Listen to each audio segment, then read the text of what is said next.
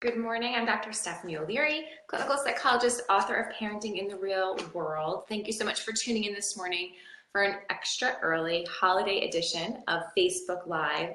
It is a very dark, incredibly windy morning in New York. And I think anybody who's up early and tuning in, if you are here, just let me know by giving a little thumbs up icon at the bottom, and feel free to type in any questions you might have on the keyboard, and they'll pop up on my screen. I will do my best to answer. However, it is super early, not for a regular week, but this is the vacation week between Christmas and New Year's, winter holiday, literally after the aftermath of the first weekend, Christmas for anybody who is celebrating, Hanukkah for anybody who is celebrating.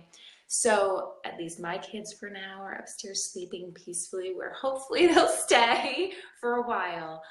But it is an earlier Tuesday morning than typical because of the holiday break for lots of people. Or maybe you are waking up and getting to work and can tune in. So I'll get started. Today we're going to talk about the whole New Year's situation. So it's fast approaching. This coming Sunday will be New Year's Day. Like it or not, 2016 is coming to an end. I know so many people who are very ready for that. But it also means that 2016 is coming to an end. See, I have early morning mom brain.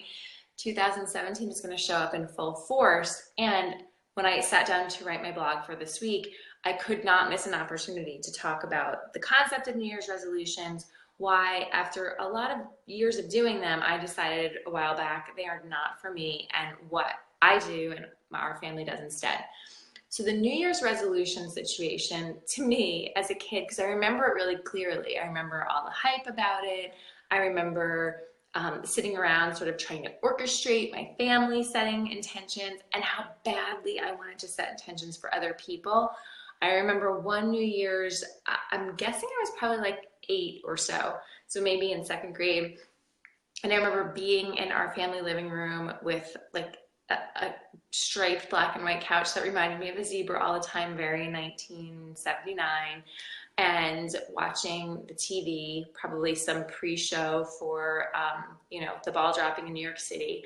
And I remember sitting there with my brother, my younger brother, and my parents, and I so badly, wanted all of us to go around and say what our New Year's resolutions would be.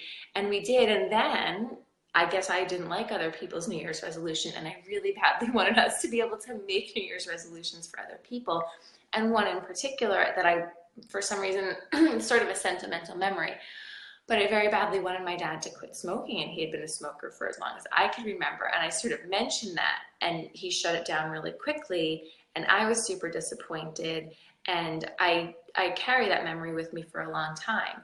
He no longer smokes now because probably about 10 years after that New Year's, he was diagnosed with cancer. And thankfully, through all sorts of medical intervention, is now beyond 10 years in remission, which is wonderful. But that feeling of disappointment that I had as an 8-year-old really stuck with me, that I so badly wanted something to happen, that I so badly wanted someone that I loved to move towards healthy choices, and that it was just not going to happen. That's sort of a little bit of what I always associated with New Year's resolutions, right? So not super happy or uplifting or inspiring, but I think important for parents to be mindful of, because we get to teach our kids how they're going to do New Year's. Even if your kids right now are teenagers, even if they're young adults, but particularly if they're younger, you as a parent get to set the stage for how your child understands New Year's, understands this whole concept of a new beginning, what to make of it, how to approach it. So when I thought more about New Year's resolutions as an adult, what I really realized was it didn't make sense at all, because all of a sudden on December 31st, people are making these dramatic, lofty goals. Things like, I'm going to get into the best shape of my life, or I'm going to go on a diet and lose 20 pounds, or I'm going to get that new job and make a ton more money, or I'm going to, find a partner that's going to make me happy. But January 1st is just a day when most people are particularly exhausted and not really on their A game. And then January 2nd is like a super ordinary day. I mean, on our calendar, that's the day the kids go back to school this year. Very ordinary. So I sort of reflected on it and decided that doesn't make any sense at all. Why am I giving this one day on the calendar all of this power and making resolutions which send a message underneath that there's something wrong with how I am right now, right? Because if I don't have that thing I'm resolving to have, or I haven't done that thing I'm resolving to do, well, it means there's something wrong with where I'm at right now.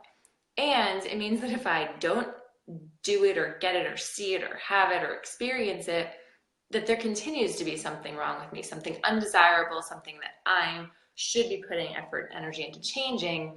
And it's like such a downer. I mean, I'm all about manifesting positivity and really trying to focus efforts and energies. But the resolution thing for me about a little over 10 years ago was like, I don't want to put my effort and energy into it. And then I did some research, and something like only 8% of people keep their New Year's resolutions.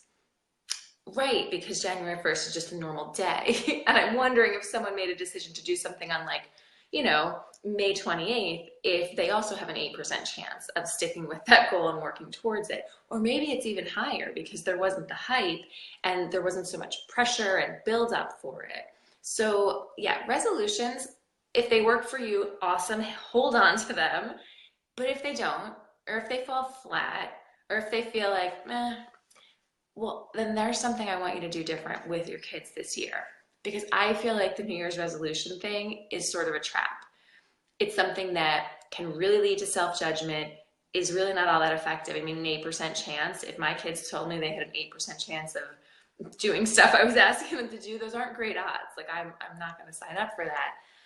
And anything that's going to sap some of your energy, distract you from things in life that are worthwhile, and then leave you feeling less than, is probably not something you want to put high on your list. So that's a long lead in for the thing that in our family we started doing. I'm looking at papers in my hand right now, and I'll tell you the story of what I am holding in a minute. But it was for 2009. So my daughter was 3 the first time we did this. And I was very pregnant actually, because my son was born on January 5th of 2009. And we sat down probably January 1st or maybe January 2nd, depending on how organized we were at the moment, to do our first official and then traditional family intentions. So instead of resolutions, throw them right out the window, ditch them, don't fall into the trap. Try setting family intentions. It's what we've been doing, and I'm going to tell you how it's worked for our family. But the difference for me about setting an intention is that it's just something you intend to do. It doesn't mean that there's something wrong with where you are right now. I could intend to get up this morning and, make eggs and pancakes for my kids. And then if I didn't do it, it doesn't mean that there's something wrong with me. It just means that it didn't happen. Right? Because if everyone in my family gets sick in the next 20 minutes, I'm really not going to spend time cooking that type of breakfast.